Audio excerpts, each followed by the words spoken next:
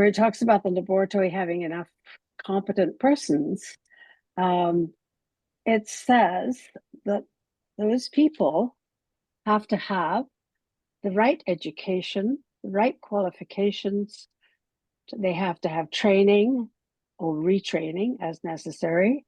They have to have the appropriate technical knowledge to do the job that they're expected to do, as well as the skills to do the job. And in some cases, experience is necessary.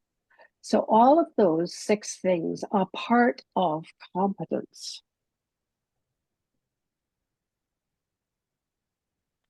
Okay.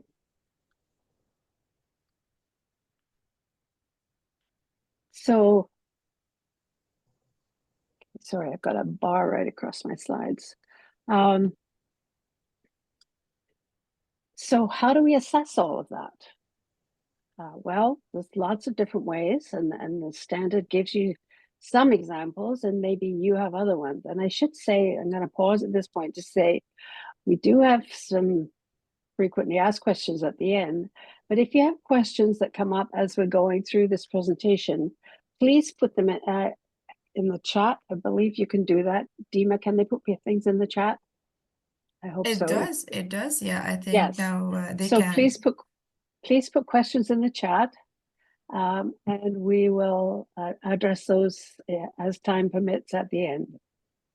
So one of the obvious ways of assessing competence is actually watching somebody do the job, whatever it may be, and if that's appropriate, if it's a hands-on type of job. An example there is phlebotomy. So obviously you can watch somebody doing a sample collection to be able to assess whether they're doing it according to expectations. If it's somebody who's actually doing the testing, well, you could have them do some repeat samples to see how the results they get compared to ones that have previously been tested or the previous results. And in the same way, you can have one sample split and have 2 different people performing the test to see whether or not they get the same results. This is also good use of the materials that come from your interlaboratory comparisons, your EQA or PT materials. And you can use those. It's a very good use of those for competence assessment.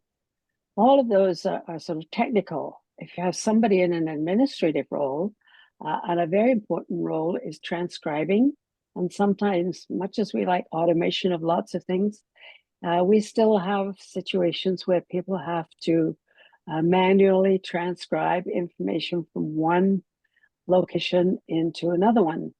And when that happens, then if errors creep in, then it can be very important. So you can review that. In fact, it's ideal to review transcriptions all the time, to have a second set of eyes look at them.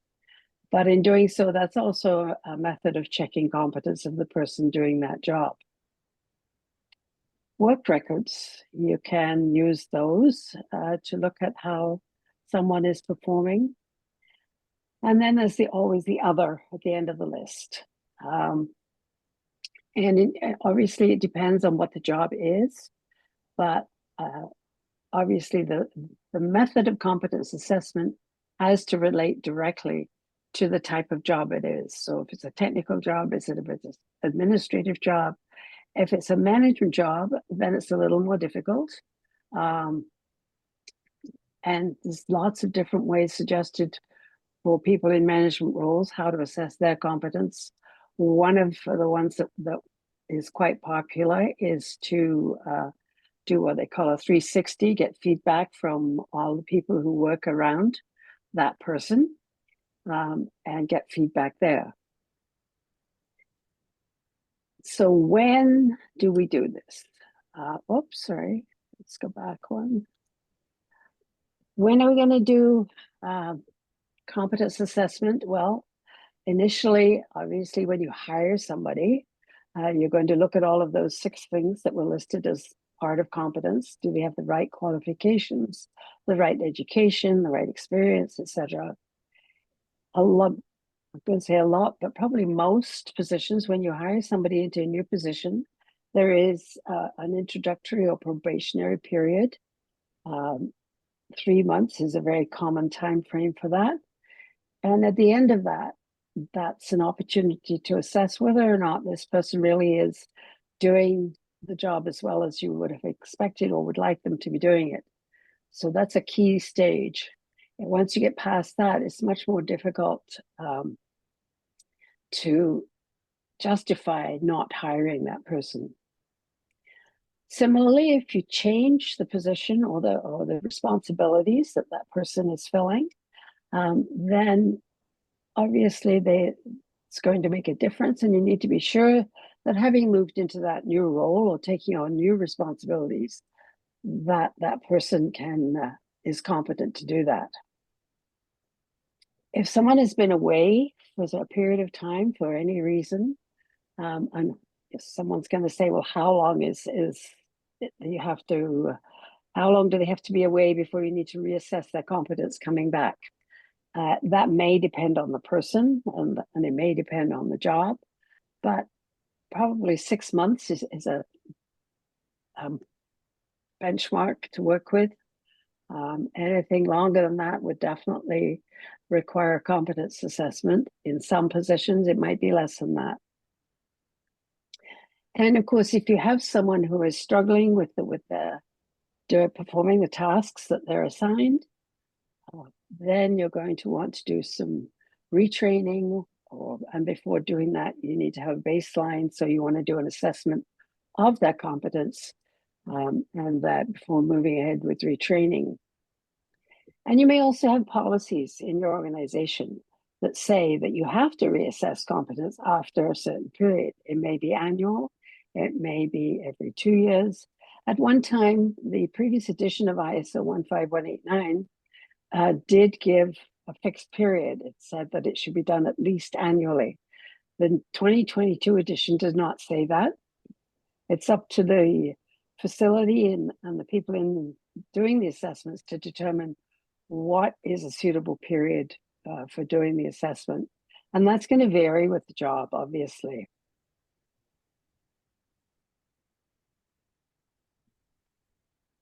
When you're doing a competence assessment, then you're going to need to keep records of what's been done. And the starting point, obviously, is to list what the requirements are for each role that the person is going to have to meet the expectations of. So really, that's a position description. You can build everything into that to say that for this position, you have to have this education, these qualifications, this experience, and this knowledge. And you need to have a record of that. So position descriptions are an important part of competence assessment. You also need to have evidence of any training that's been done or on the job or prior to taking the job, and sometimes retraining when someone has come back to fill a position after being away, or even after a competence assessment, identifying the need to retrain. So you need evidence of that having taken place. The next position, or the next bullet point, talks about authorization. This is a new clause in ISO 15189, and it is 6.2.3. And what it says is that the laboratory shall authorize personnel to perform specific activities.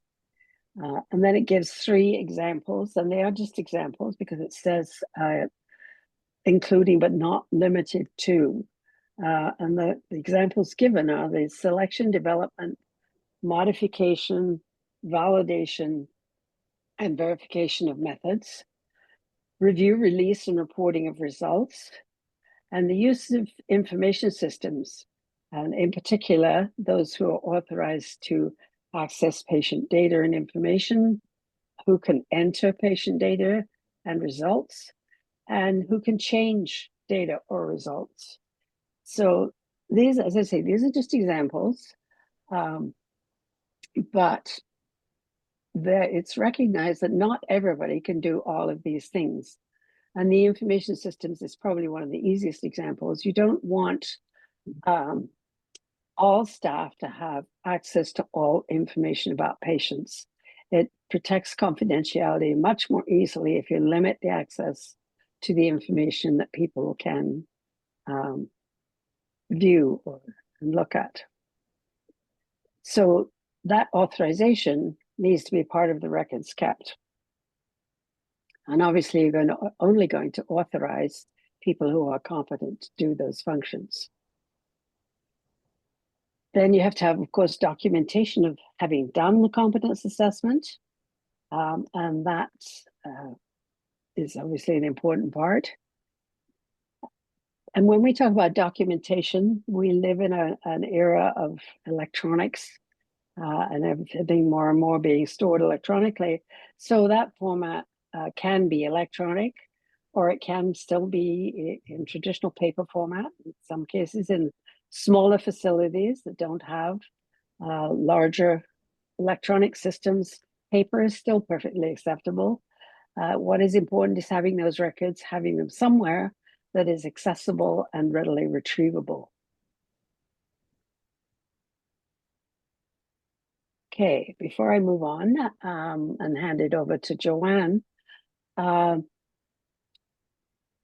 can't stress enough how important competence assessment is. It's something that people tend to think of as an annoying task sometimes, but it is very, very important. And what we didn't actually talk about here is who should be doing the competence assessment. And obviously, it's someone who understands and can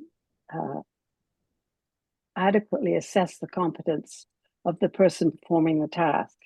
So just because someone is in a senior position or a management position does not necessarily mean they are competent to do a competence assessment. So it's very important who does that competence assessment. It has to be somebody who is equally able to fill that role and knows what the requirements should be and is able to judge that. So now I'm going to hand over to Joanne to talk about continuous improvement, which is very closely linked to competence assessment. So over to you, Joanne. Thanks, Sheila, for that great overview on competency. And again, I'm Joanne Isber. I'm the Quality Systems Instructor for the Canadian Society of Medical Lab Science. I'm going to talk a little bit about the role of continuous improvement, and I'd like to emphasize the word continuous here. A common response that I get from lab people is the assumption that if we meet accreditation or all of the required standards, then we've met the definition of a quality management system and we're done. But unfortunately, that isn't the case because the gaps, they just don't seem to disappear. And quality is the foundation of every lab process, right? If we don't have our quality principles and our quality actions in place, then that makes it really difficult to manage your patient specimens and do what you need to do to report accurate results. A total quality management system, or TQM, right, is comprised of both internal and external factors.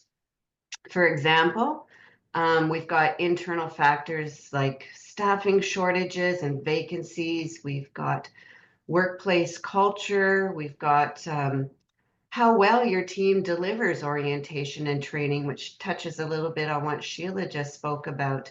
And what we're here emphasizing today is accreditation, how well your teams manage that process. All of those things influence quality.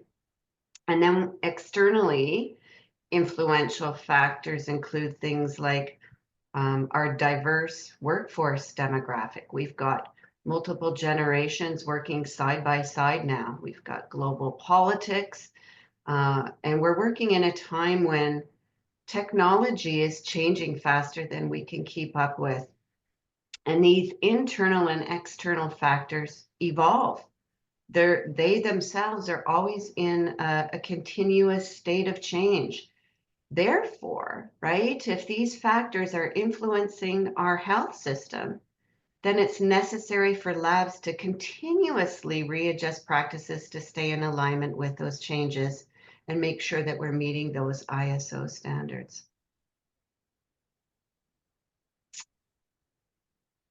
Next slide there, Sheila.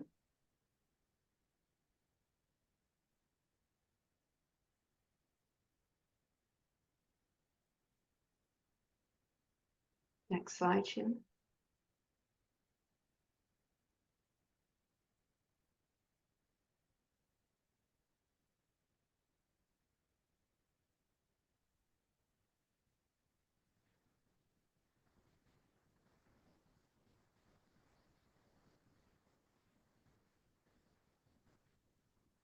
While Sheila's looking for that, I will mention, you know, when we are doing any project plannings and we're looking at these factors that influence quality, I really like the PESTLE tool.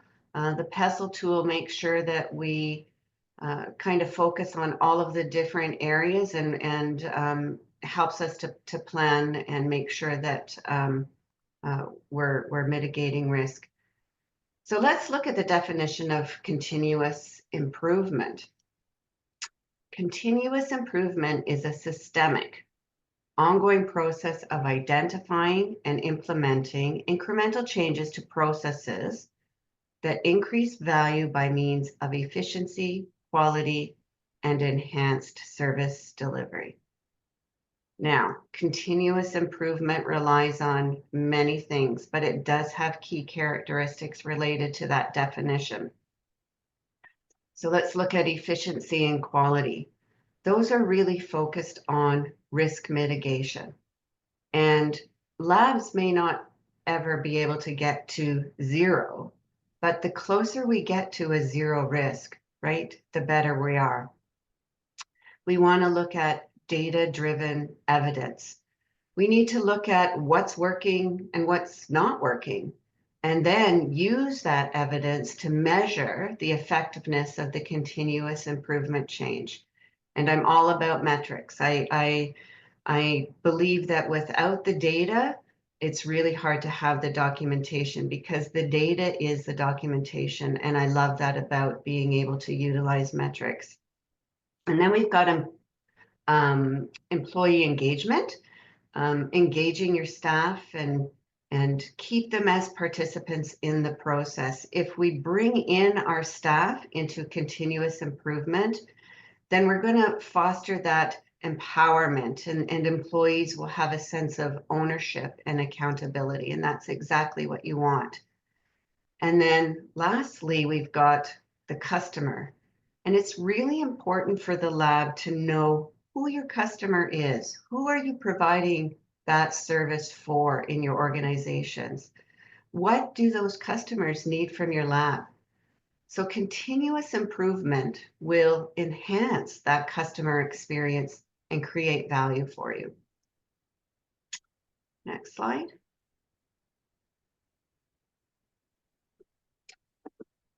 Now, I know continuous improvement appears to be a significant mountain to climb. It's a lot of work, and maintaining competency, what Sheila just spoke on, it almost seems unattainable, but there's some great methodology tools available to keep your labs organized. What do I mean by quality tools? They're tools or essentially frameworks that are used to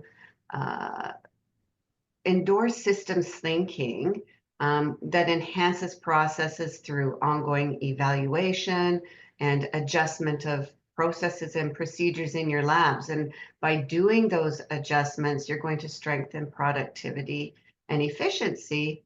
And what that will do is result in a higher quality, a more effective lab service delivery for your customers and your patients. You're going to have comfort with your patient analysis and reporting. So an example of some of those tools, I really like the Deming cycle, knowing as PDSA or Plan, Do, Study, Act. Sometimes it's called a PDCA. I've seen it, which is Plan, Do, Check, Act. It's a continuous cycle that you just keep moving around. We've got root cause analysis, right? That when something happens or you have a non-conformance or an incident, then you can use a root cause analysis to really drill down to find out why that incident happened and come out with some good recommendations for improvement. We've got, Lean, Six Sigma, we've got Kanban. I love Kanban for inventory management. And then finally, I really want to emphasize the people and the presence, because an important point to make here is that for the tools to be effective, there's other key actions that need to be successful, right? And it's absolutely a requirement for leaders to be able to communicate, behavior model appropriately, and engage or include all levels of employees in the process.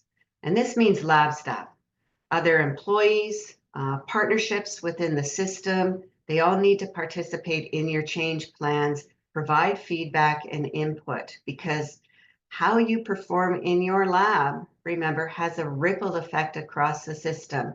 It impacts patient services and outcomes elsewhere outside of your laboratory. So my message is, don't work in a lab silo. Integrate outside of your laboratories, open your doors, and align your lab processes with the rest of the system.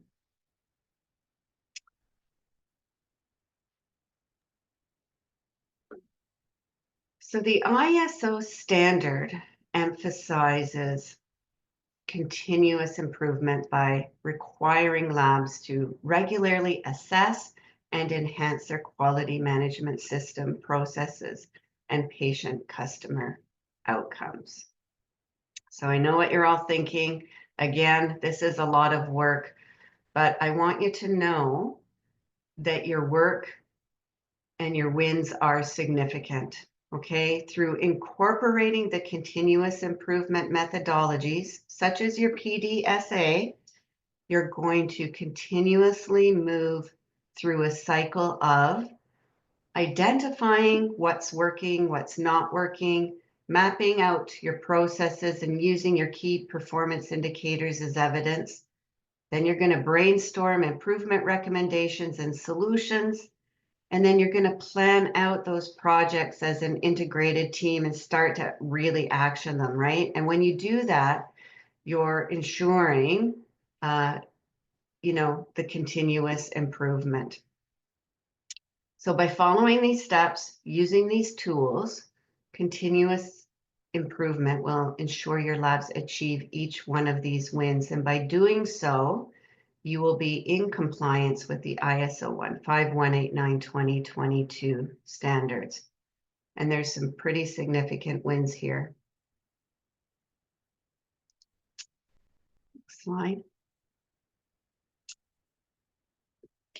So Sheila and I have spoken today about a couple of ISO key requirements that need to be incorporated into your lab practices and workflows. And if you want to know more about accreditation and the ISO standards, then please register for the American Accreditation Association training course, Accreditation Requirements for Medical Labs.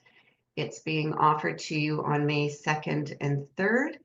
Sheila and I, again, will be the presenters, and participants will be able to join virtually by Zoom. I have no doubt that this course will further strengthen your understanding of how accreditation equates to high quality lab practices and will enable your labs to strategically plan and manage operations more effectively.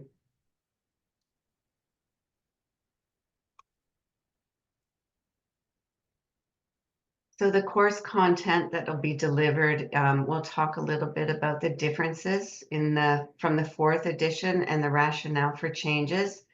We've got a detailed review of all of the clauses and requirements, and then we're going to leave plenty of time to answer any of your questions, because I'm sure that there's a lot of discomfort when it comes to trying to meet accreditation, and we want to kind of make you all feel a little more comfortable at planning and managing that.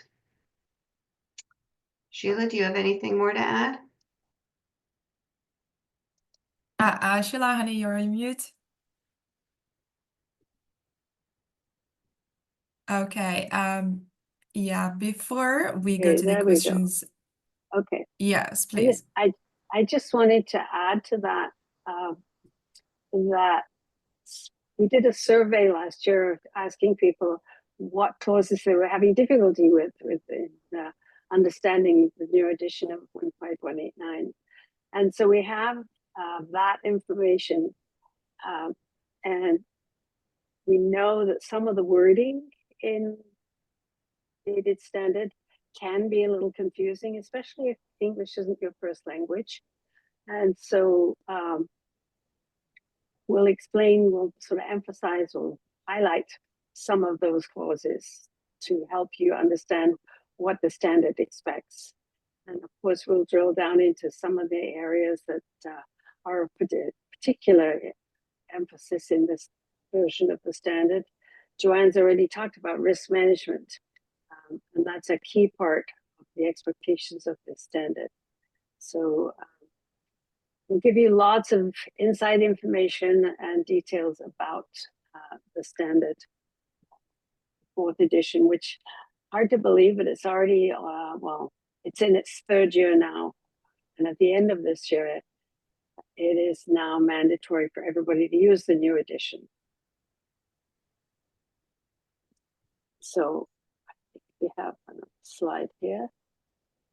Yeah, we have some questions that we know you probably, some of you at least, probably have, and we'll answer those, and encouraging you to put questions in the chat.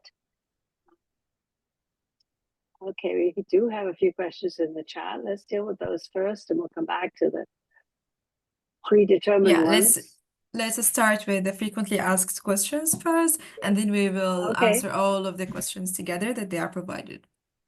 Okay, so one of the questions that comes up is, what's the difference between a performance review and a competence assessment?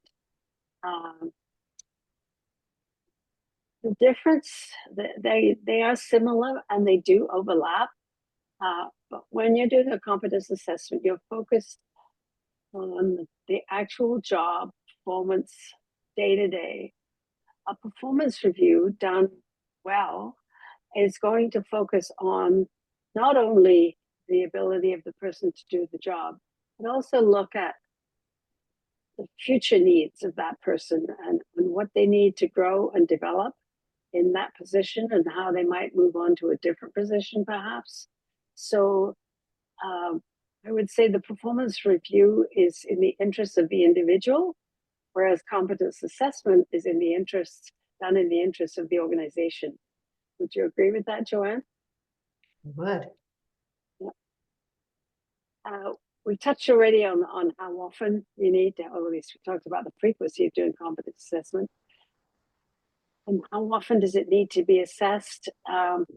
It really depends on the individual, the type of task they're doing. If it's something that the competence is absolutely critical, you might want to be assessing it frequently. So there isn't a simple answer to that. It's going to depend on the job, it's going to depend on the individual, and it's going to depend on the circumstances, as well as the resources available to do the assessments. And that, be careful of that one, because everybody's stretched these days. It never seems to be enough resources, enough people to do all the work that needs to be done. So there's a tendency to say, well, we'll do the competence next month and not this month. But we can't stress enough how important it is to do that, because that's, if you start to let those things slip, that's when problems are going to creep into your system. Joanne, do you want to talk about the other two FAQs? Sure. Number 3 is, how does continuous improvement fit into the ISO 15189? And essentially, we're looking at risk mitigation here, right? Our role in laboratory operations is to produce, accurate test results, and those test results are going to have drive a patient, diagnosis and treatment. It's essential that we ensure that accuracy in place, and in order to do that, we have to continuously focus on quality and make sure that all of that background work is in place before we move with handling the patient's specimen and perform any testing. So risk mitigation is essentially a very high priority for lab operations, and it is the role of everybody in the lab to be accountable and managing risk mitigation. And in order to do that, you have to continuously be looking at what you're doing, mapping out what your processes are, because things are just changing so quickly that if we don't keep adjusting what we're doing, right? We talked about all those factors that are influence our quality and our operations. If those are moving, then we need to move as well in order to align. Otherwise, we're just going to end up incurring a higher risk in what we do every day, and we don't want to do that. So continuous improvement really focuses on risk mitigation. And then the key actions needed to successfully implement continuous improvement. We talked a little bit about the PDSA cycles and how we just continue to look at what's working, what's not working. We're using metrics, right? We need that data. Then from there, we're identifying whether or not there's problems. We're building plans around how to fix these issues, and then we need to action them. And I think the key with the action piece is the people, is making sure that you're engaging all of the people that you need to, because this is a system, right? The ISO standards refer to us working in a system. So it's really important for you to get outside of the lab, know who your customers are, who you're providing that service for, and bring them into your planning. Bring them in, let them, provide you with input and feedback on your processes. And if they're, providing the results that they're looking for, and you work together, integrate, and work collaboratively to foster that continuous improvement. But I guarantee you're going to have a better successful outcome if you start to integrate and include everybody outside of the lab that you're working for. So there's a great question in the chat.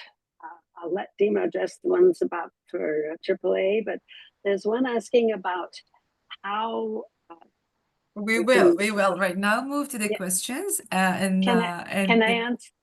Okay, yes. I wanted to answer the one about the competency of the medical staff. Can I do that one first? Of course, yeah. Okay, but we will have just this one, and then we have to let's just introduce our course right now, and then we'll have the whole ending with the whole questions in the chat and in our questions section. All right. So yes, can you just move to the next slide, please?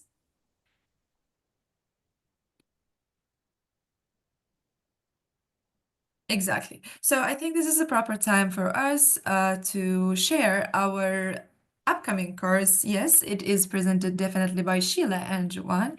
We have it. Let me just share my screen here. And here we are. Can you see my screen? I'm seeing the same one. Do I have to stop sharing? I think.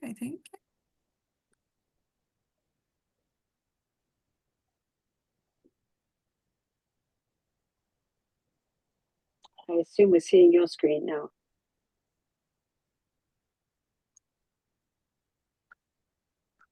Oh, there we go. All right, yes. Now it's perfect.